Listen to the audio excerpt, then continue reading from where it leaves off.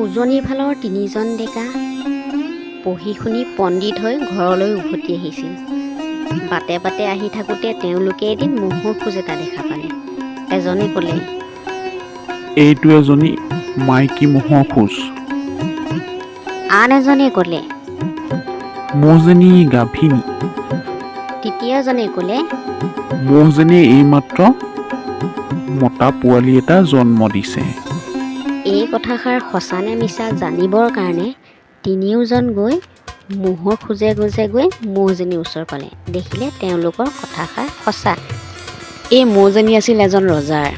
ৰজাই মহজনী হেৰুৱাত চিপাহী পঠিয়াই দিছিলে মহজনী বিচাৰ কৰিবলৈ। কিন্তু চিপাহীয়ে, মহাৰাজ, মই মৌজনীৰ ওচৰত মানুহ তিনিজন পালোঁ। মানুহ তিনিজনে মৌজনী বেৰি ধৰি আছিল। সেইবাবে মই মানুহ তিনিজন ধৰি পেলাই লৈ আহিছোঁ। ৰজাই কোনো বিচাৰ নকৰাকেই যা সিহঁতক কাৰাগাৰত বন্দী কৰি থগৈ। ৰজাৰ আদেশ পালন কৰি চিপাহীয়ে পণ্ডিত কেইজনক কাৰাগাৰত বন্দী কৰি থ'লে। কাৰাগাৰত তিনিওজনে কথা পাতিলে এইদৰে। হেৰা, ই নহয় সিহে। দ্বিতীয়জনে ক'লে, কিয়? সি হোৱা হ'লে তেনে কৰিলেহেঁতেন নহয়। তৃতীয়জনে মাত লগালে। তেনে কৰা নাইনো কি? বন্দীশালৰ ৰখীয়াই এই কথা শুনি ৰজাক লগাই দিলে। মহাৰাজ, এই চোৰ তিনিটাই গুপ্তভাৱে কিবা কথা পাতিছে। কি কথা পাতিছে সিহঁতে? যা সিহঁতক ধৰি আন আৰু মোৰ সন্মুখত হাজিৰ কৰহি। ৰজাই আদেশ দিলে। তিনিওজনে যথেষ্ট ভয় খাইছিল। ভয় খাই আচৰিতো হৈছিল ৰজাই কিয় তেওঁলোকক বন্দীশালৰ পৰা ৰজাৰ ওচৰলৈ মতাই আনিলে বুলি। ৰজাই তেওঁলোকৰ সন্মুখলৈ আহি ক'লে, তোমালোক বন্দীশালত থাকোঁতে ই নহয় সিহে। সি হোৱা হ'লে তেনে কৰিলেহেঁতেন নহয়। তেনে কৰা নাইনো কি বুলি কৈছিলা হওক। মোৰ আগত ভাঙি ক'ব লাগে, নহ'লে তোমালোকৰ মূৰ কটা যাব। তিনিওজনে ভাবিলে, এনেও মৰিম তেনেও মাৰিম, ৰজাৰ আগত সকলো ভাঙি পাতি কৈহে এৰিম। ৰজাই যি বিচাৰ কৰে কৰিব।